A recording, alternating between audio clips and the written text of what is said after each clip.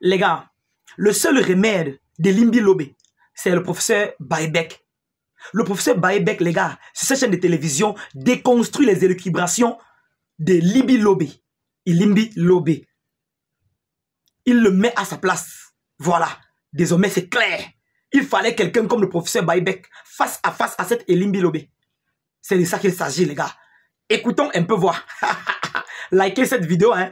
Abonnez-vous sur la page pour ne rien manquer sur mes prochaines publications. Pour ceux qui ont besoin de publicité pour leurs produits, pour ceux qui ont envie de faire connaître leurs produits, contactez-moi sur WhatsApp. C'est simple, les gars. En tout cas, je vous propose d'écouter le professeur Baïbek face à Limbi Lobé. Ça règle le problème du tribalisme. Le peuplement du Mungo par les Bamileke, d'abord n'est pas uniquement Bamileke. Je te dis que j'ai des terres là-bas. Mais si tu as les terres quelque part. Attends, il faut savoir comment ça arrivé.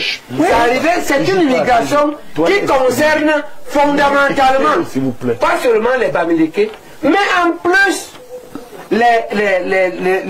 essentiellement les Etones et Wondo. Comment elle arrive? Elle arrive premièrement par le chemin de fer. Et pourquoi c'est le chemin de fer? En 1907, quand les Allemands inaugurent la première ligne de chemin de fer, Douala, Bonabéry, Komsamba, pour exploiter la banane avec l'embranchement de Kumba, pour exploiter les vaillants et le palmier à plusieurs. Les locomotives sont à vapeur et il y a les gares tous les 10 km. Et ces gares-là servent à deux choses. Les croisements des trains, parce que le chemin de fer est à un seul rail. Première chose. Deuxième chose, le rechargement du bois qui fait fonctionner les locomotives à vapeur. Du coup, lorsque le chemin de fer traverse les villages suffisamment peuplés, comme Bomonogar, Bonendale, Nkapa, Souza, que je connais par cœur, il n'y a pas d'immigration là-bas, quand moi je grandis. Maintenant, il y a d'autres villages, des endroits, où la gare est en pleine forêt. C'est le cas de Mbaleke, Nkompina, Kombe, où j'ai grandi. Mouyouka, des ballons. Alors, c'est pour démontrer quoi? C'est pour démontrer que les bêtises sont là-bas. Et moi, c'est ma grand-mère Betty qui amène mon père.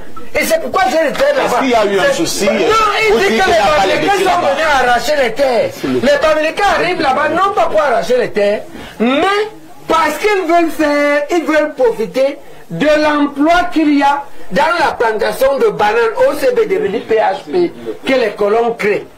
C'est le travail, c'est le chemin de fer et c'est la route qui amène les Bamileke. C'est pas parce que les Bamileke sont à la recherche des terres. Maintenant, je peux vous dire que ce soit moi, à Kobe, ces trois générations, ma grand-mère, mon père, mes parents, et nous-mêmes, on a ces terres. Aujourd'hui, et Paul ne peut pas faire le tribalisme. Je vous dis que mon petit frère est chef de village à Kobe. Il est de maman Eton, il est de père Bassa, et il a épousé une ballon de Mouyouka. Comment on peut faire le tribalisme? Merci, c'est compris. Donc, il faut qu'on comprenne. L'État postcolonial a tort. Parce qu'elle n'a pas embrassé le problème. Ce que l'on peut espérer, que nous on soit au pouvoir ou pas, elle va influencer ceux qui y sont si on n'y est pas.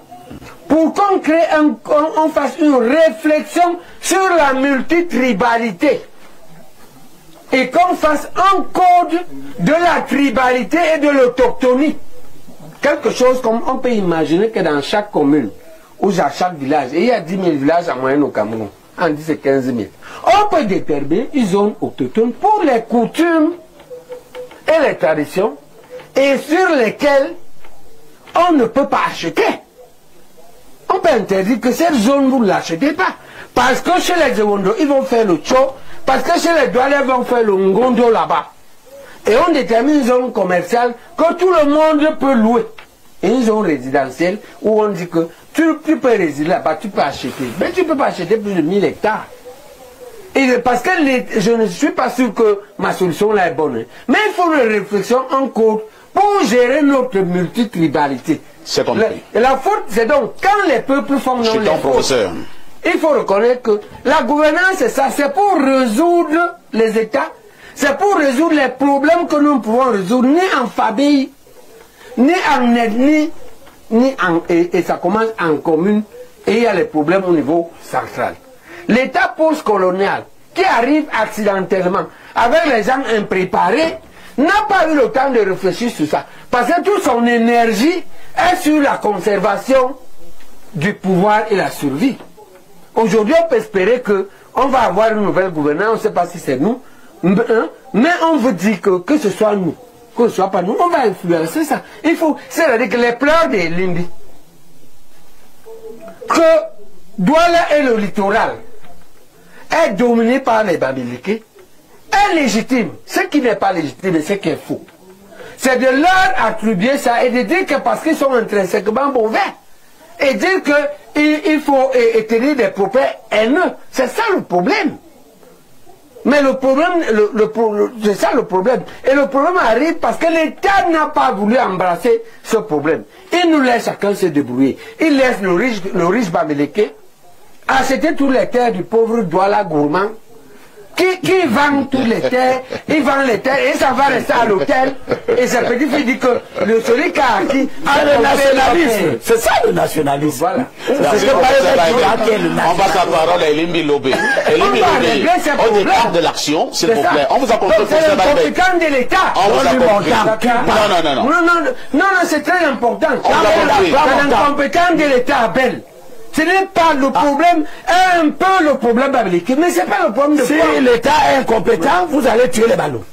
Parce que l'État est incompétent. S'il vous plaît. Et donc, on n'a pas tué les ballons. On n'a pas tué les ballons, j'étais là-haut. On va passer la parole à M. Limbi Lobé. M. Limbi Lobé, je voudrais dire que nous ne sommes pas réunis ici ce matin pour parler d'une ethnie de manière spécifique. Le débat de ce dimanche sur Info TV ne parle pas... Alors qu'il accuse les Bamileke. Monsieur Baïbek, est-ce que je peux encore modérer ce débat? En bon entendeur, salut. Il fallait un monsieur à la hauteur du professeur Baïbek pour déconstruire les inepties de ce pseudo-politicien. C'est de ça qu'il s'agit. Les faits sont têtus. Mais sachez qu'on ne peut pas cacher la lumière du soleil. Tout ce que vous racontez là, ce n'est que la suite de la haine que vous avez pour le peuple Bamileke. Mais sachez que ce peuple a combattu pour la libération de ce pays. Ce peuple a bataillé pour la libération de ce pays. Il est inadmissible que vous vous levez un matin, vous commencez à raconter des inepties à cause des élections présidentielles. Parce qu'on vous connaît. C'est la même chanson. Chaque année, quand il y a élection, vous venez toujours avec les mêmes débats sur la table pour distraire les peuples.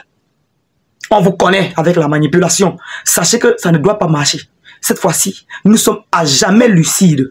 Gravez ça en mémoire de moi. 2025, c'est pas 2018. 2025, c'est une année décisive. Le peuple camerounais s'est réveillé. Le temps est passé. Vous n'allez plus nous manipuler. Vous faites ça sur vous. Ce que vous racontez, c'est parce que vous voulez diviser les Camerounais. Vous voulez diviser les pauvres Camerounais. Vous articulez au moins 3 repas par jour. Mais vous voulez abrutir les autres qui souffrent. Vous vous moquez de la souffrance des Camerounais. Sachez qu'un jour ou l'autre, vous allez payer des gré ou de force. La force physique, la force divine existe également. Il y a la force de l'homme, la force de Dieu, la justice de l'homme, la justice divine. Sachez que si vous échappez à la justice de l'homme, vous n'allez pas échapper à la justice divine. C'est de ça qu'il s'agit. Mettez ça dans votre tête. Malgré les racontages que vous faites, aucun Bamileke ne doit se déplacer à cause de tout ce que vous faites là. Tout cet amalgame ne peut pousser aucun Bamileke à déménager. Personne ne peut délocaliser ces gens-là. Voilà, ce sont des Camerounais. Chaque Camerounais se sent libre partout où il se trouve sur le territoire national. D'où la notion d'intégration nationale. Je vous ai dit ici depuis le Belle-Lurette que je ne viens pas vous faire un cours de CM. Mais sachez que si on veut revenir à la genèse de ce pays, à vos descendances, vous n'êtes pas originaire des régions dont vous vous attribuez là. Donc tenez-vous tranquille. Si vous n'avez pas étudié l'histoire du Cameroun, je vous conseille d'aller lancer un coup d'œil. Pour ceux qui veulent écouter les conseils de ce pseudo-politicien déchu de la nature, qui fait la honte à tout un pays et la honte à sa famille en général, sachez que vous allez trouver le peuple camerounais sur votre chemin. Voilà. Si un Bamileke s'est installé quelque part, c'est parce qu'il mérite. Il n'a jamais pris la terre de quelqu'un par force.